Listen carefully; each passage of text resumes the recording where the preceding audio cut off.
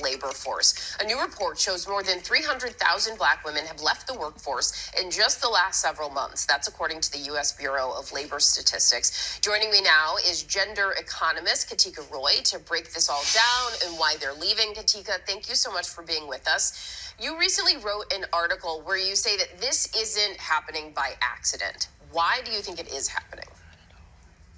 This is happening because of cuts to public sector positions. So if you look at the federal labor force, Black women make up just over 12% of the federal labor force. It's about double their representation in the labor force overall. And when you have targeted cuts up to 50% in organizations such as the Department of Education and HHS, you're not just trimming the fat, you're actually cutting the economic backbone for Black women.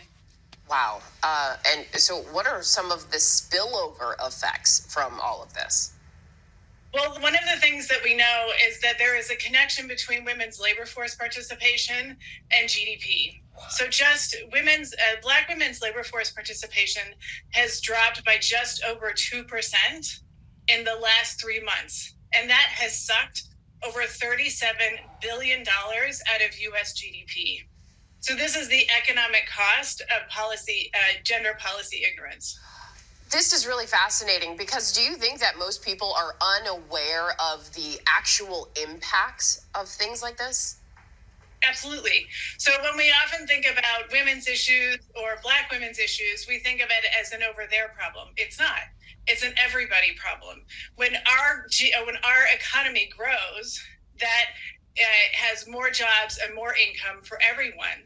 So we know, for instance, overall, that for every 1 percentage point that women leave the labor force, there's a $146 billion hit to GDP.